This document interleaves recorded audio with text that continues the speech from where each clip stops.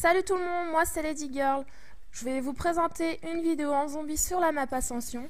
Il s'agit du record mondial en manche et en kill sur toute map confondue en zombie. Je tiens avant tout à préciser que cette vidéo n'est pas de moi. Ce record il a été fait par mon copain, donc pour ceux qui le connaissent c'est Slayerman. Il y a beaucoup de chances que vous l'ayez déjà vu dans des vidéos de records en zombie. Notamment celle qu'il a faite l'année dernière quand Ascension est sortie. C'est le mec qui avait fait 142 manches à l'époque. Vous vous demandez peut-être pourquoi il a fait un record et en plus sur la même map. Tout simplement parce qu'il s'était fait battre par plusieurs personnes, notamment un Finlandais et un Américain, il me semble.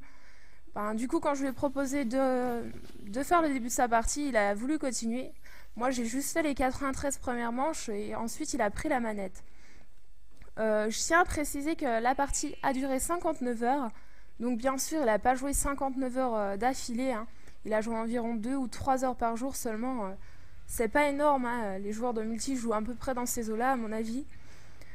Donc ce n'est pas lui qui commence ce gameplay, tout simplement parce que lui, il n'est pas commentateur. Il m'a proposé de le faire pour pouvoir passer à Code QG, puisque c'est toujours plus agréable de regarder des vidéos commentées.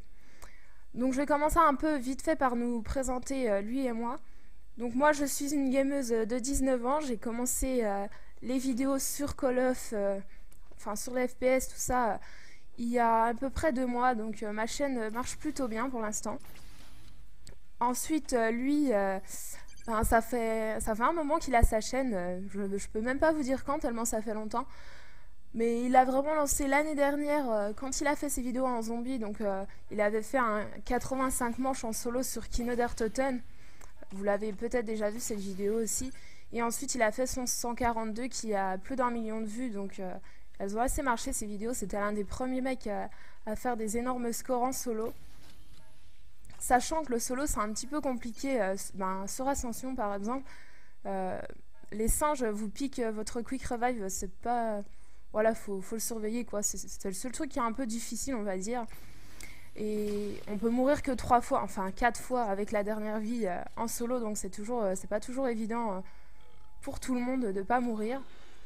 Ensuite, ce qui a été assez dur dans cette partie, c'était les lags. Vous allez voir quand les zombies vont arriver, quand il y avait les singes, ça laguait pas trop.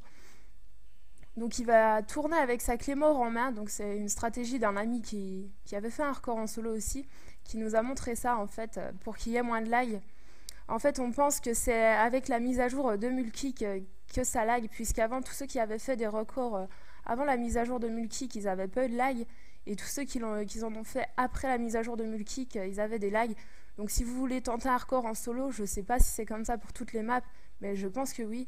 Si vous voulez aller super loin, je vous conseille d'enlever la mise à jour de Mulkick, surtout que franchement, avoir 3 armes, c'est pas vraiment utile en zombie, puisque les armes qui sont vraiment utiles, c'est le canon éclair, enfin le canon de Zeus, pardon, et le pistolet éclair quand il n'est pas amélioré.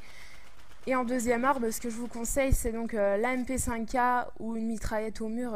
Par exemple, sur Kino, prendre la MP40, elle est vraiment bien pour faire des points. Et sur cette map, c'est la MP5K.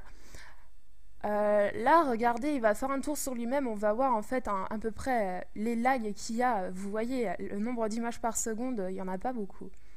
Donc pour revenir aux armes un peu, c'est juste une parenthèse. L'MP5K, je vous déconseille très fortement de la puncher puisque c'est complètement inutile de vouloir qu'elle soit plus puissante puisque vous n'allez pas tuer les zombies avec, c'est vraiment juste pour vous faire des points. Et bon, repayer des munitions 4500 alors que le but c'est de se faire des points, ce serait un peu inutile quoi. Sinon, ce que je peux vous conseiller comme arme, par exemple si vous êtes à 2 joueurs, vous pouvez pas spécialement avoir chacun un canon éclair, à part en faisant un bug que je ne vais pas balancer. Vous pouvez prendre l'arbalète que vous améliorez, beaucoup de gens le savent déjà ça, ça vous fait comme un singe en fait et c'est bien pratique pour se couvrir ou aller sauver son coéquipier.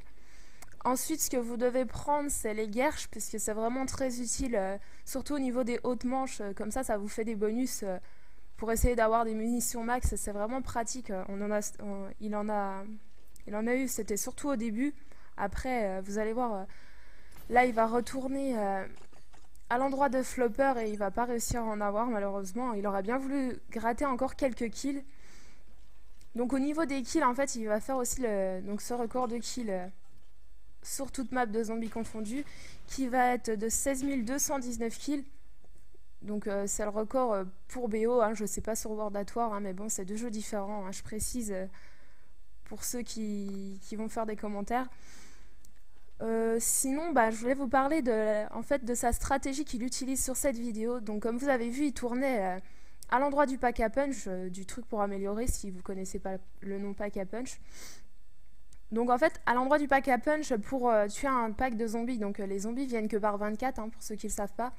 Et donc pour tuer un pack de 24, ça met que 23 secondes, alors que là, à l'endroit du flopper, ça met 33 secondes.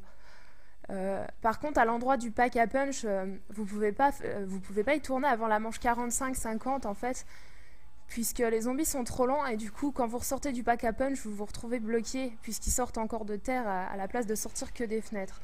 Après, à partir de 45-50, ils sortent vraiment que des 4 fenêtres du pack à punch et ça met 23 secondes donc pour les tuer. Donc la stratégie qu'il utilise, là on voit pas parce qu'on a mis que la fin de la vidéo, puisqu'on pouvait pas mettre je sais pas combien de temps de vidéo. Il utilise son pistolet éclair en début de manche. Enfin, il va déjà changer de pistolet. Il échange son canon de Zeus à la fin de chaque manche contre un pistolet éclair neuf. C'est pour ça qu'en fait, vous avez besoin de points pour sa stratégie. Donc, au début des manches, il va au pack à punch. Il utilise son pistolet éclair qu'il vide. Ensuite, il améliore en canon de Zeus. Il utilise son canon de Zeus. Et ensuite, il garde environ 8 balles. Ensuite, il va vider ses guerches à l'endroit du flopper pour pas se faire bloquer comme il est en train de faire là, pour essayer d'avoir des munitions. Et s'il a des munitions, il retourne au pack à punch, revider ses balles et en garder 8 pour se couvrir. Et s'il n'a pas de munitions, il va faire la stratégie des pièges. Pour les pièges, il tourne à cet endroit-là, au flopper, puisque c'est moins risqué. Ça sert à rien d'aller jusqu'au pack à punch pour aller mettre le piège qui est à marathon. Ça fait un peu de chemin pour rien. Je voulais aussi vous parler un peu, parce que quand on voit ces commentaires sur ces vidéos, on voit beaucoup de gens qui parlent des zombies qui ne font pas de bruit déjà. Donc il l'explique sur sa vidéo, mais bon c'est écrit en anglais, mais je vous invite vraiment à aller voir sa vidéo, elle est vraiment bien, il a mis de la musique et tout. Donc il explique ça rapidement. En fait, il suffit d'aller dans les options pour éteindre les voix, c'est comme en multijoueur, hein, c'est tout simple. Et pareil, il y en a beaucoup qui parlent en fait du canon de Zeus du pistolet éclair, pardon, parce que le canon de Zeus one-shot tout le temps d'après certaines personnes, mais certains pensent que le pistolet éclair ne one-shot pas tout le temps à partir de la manche 30. Et il suffit tout simplement de se mettre juste à côté des zombies, hein. Il ne faut pas se mettre trop loin, puisque si vous mettez trop loin, c'est normal que les zombies se relèvent. Enfin, il le montre dans sa vidéo, il montre plusieurs passages où il tue des zombies de loin exprès pour ça. Donc là, comme vous voyez, il cut le ciel puisqu'il est super content. Il va enfin se suicider après 59 heures de jeu. Il s'est suicidé puisque tout simplement, il y avait trop de lag. Il aurait continué, à mon avis, s'il y aurait peu de lag. Même si ça commence à être long, je pense qu'il aurait continué. Donc il se suicide, hein, il avait encore un quick revive. Il avait perdu 2 quick revive à cause des lags justement, puisqu'il avait la clé mort en main et il pouvait pas avoir son canon éclair en même temps. Le temps de sortir le canon de Zeus, pardon, j'ai un peu du mal avec ce nom d'arme. Hein. Donc le temps qu'il le sorte, à chaque fois il était déjà mort. Enfin c'est pas bien grave, hein, puisque de toute façon il voulait pas non plus faire l'infini. Donc à la fin de cette vidéo, on vous a mis un petit passage de sa manche 163 où il a eu un drôle de bug. Pour une fois que c'est un bug bien, justement, ça l'a encouragé à finir sa partie. Donc en fait, ce bug, c'était les zombies, ils étaient comme à la manche 1, en fait, il suffisait d'une grenade ou 2 balles d'MP5K pour tuer les zombies ou d'un coup de couteau. Donc il en a bien profité durant cette manche, hein, pour une fois qu'il y a un bon bug. Donc j'espère que cette vidéo vous aura plu. N'hésitez pas à passer sur chacune de nos chaînes, pouce bleu et compagnie, je pense que vous connaissez. Allez, salut tout le monde!